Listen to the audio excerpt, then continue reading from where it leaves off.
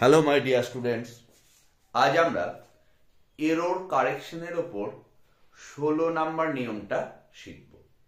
একটা একটা করে আমরা 15টা নিয়ম শিখেছি এবং আগের ক্লাসগুলোতেও আমি যেমন বলেছি যে প্রায় 50টার কাছাকাছি নিয়ম আমি তোমাদের শেখাবো। সরাসরি ক্লাসে চলে আসি।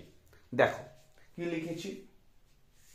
Hair, issue, advice, information, scenery, luggage, mischief, bread, abuse, furniture, land, business, machinery, poetry, এই নাউনগুলি সর্বদাই সিঙ্গুলার ভার্ব গ্রহণ করে।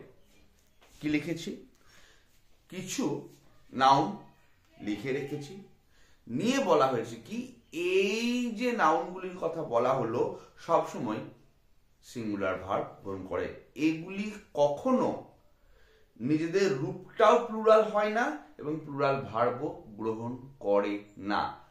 এক্সাম্পল দেখি। দেখো, হার হেয়ার। হেয়ার মানে কি? হেয়ার মানে চুল। তো তাহলে চুল মানে একটা চুল বা চুল, চুল তো কি বলা হচ্ছে? Her hair is curly. তার মানে কি? তার মানে কি তার একটা চুল কার্লি, কোঁকড়ানো? তা তো নয়। তার টোটাল চুলটাকে সামগ্রিকভাবে তার মাথার চুলগুলোকে বলা হচ্ছে যে তার চুলগুলি কোঁকড়ানো।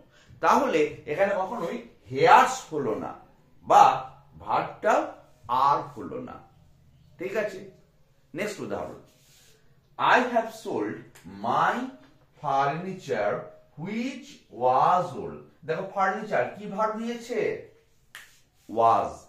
I have sold my furniture. আমি আমার ফার্নিচার আসবাবপত্রগুলি বিক্রি করেছি যেগুলি ছিল পুরনো, অর্থাৎ পুরনো আসবাবপত্রগুলি আমি বিক্রি করেছি।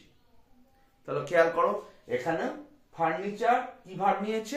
was, সিঙ্গুলার ভার্ব গ্রহণ করেছে। ক্লিয়ার? অর্থাৎ এইগুলি, এই যে ওয়ার্ডগুলি বলা হয়েছে এগুলি সবসময় সিঙ্গুলার ফর্মেই থাকে এবং সিঙ্গুলার ভার্ব গ্রহণ করে। কিন্তু অনেক সময় কি হয়, এই ওয়ার্ডগুলোকে প্লুরাল হিসাবেও তো ব্যবহার করতে হয়। অনেক সময় এরকম ক্ষেত্র আসে। তখন কি হয় সেটা দেখো লিখেছি। দেখো, স্টার দিয়ে লিখেছি। উপরের এই নাউনগুলিকে অনেক সময় প্লুরাল অর্থে ব্যবহার করতে হয়। সেক্ষেত্রে এই নাউনগুলির আগে অন্য উপযুক্ত ওয়ার্ড বসিয়ে সেগুলিকে প্লুরাল করতে হবে। অর্থাৎ এই যে নাউনগুলির কথা বলা হয়েছে এগুলি সিঙ্গুলার আমরা ব্যবহার করছি, কিন্তু কখনো কখনো তার প্লুরাল ফর্মটা ব্যবহারের প্রয়োজন হতেই পারে। তখন কি করতে হবে?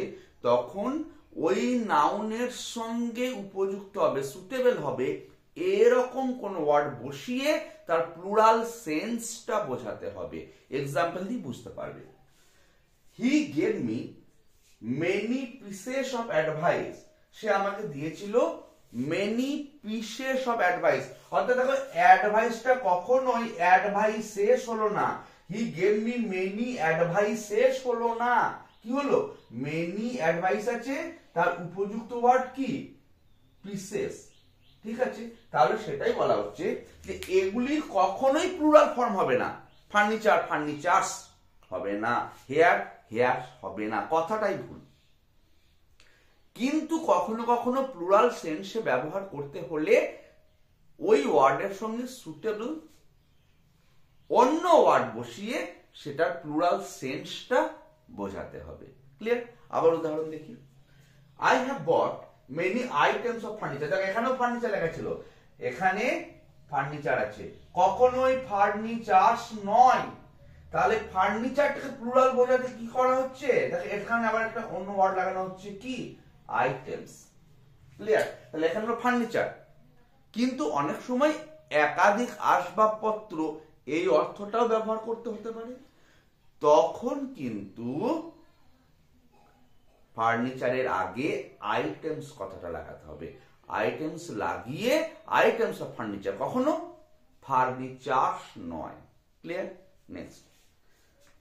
They পারচেসড, তারা পারচেস করেছিল, ক্রয় করেছিল মেনি প্লটস অফ ল্যান্ড। দেখো কখনোই ল্যান্ডস নয়, কি হলো ল্যান্ড, ল্যান্ডের অন্য সুটেবল ওয়ার্ড কি হলো প্লটস।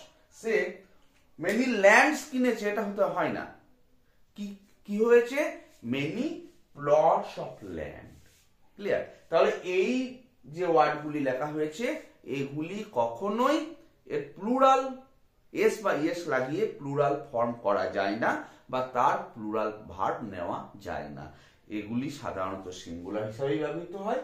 কখনো এগুলির প্লুরাল সেন্স ব্যবহার করতে হলে তার সঙ্গে সুটেবল, সুটেবল কেন কথাটা বলছি, কারণ আমি এই প্লটসটা মেনি প্লটস অফ ফার্নিচার এটা হবে না, বা ল্যান্ডের ক্ষেত্রে মেনি আইটেমস অফ ল্যান্ড হবে না। অর্থাৎ যার সঙ্গে যে ওয়ার্ডটা সুটেবল হবে সেরকম সুটেবল ওয়ার্ড বসিয়ে তার প্লুরাল করতে হবে। ঠিক আছে, আবার পরের ক্লাসে অন্য নিয়ম নিয়ে দেখা হচ্ছে। ভালো থেকো।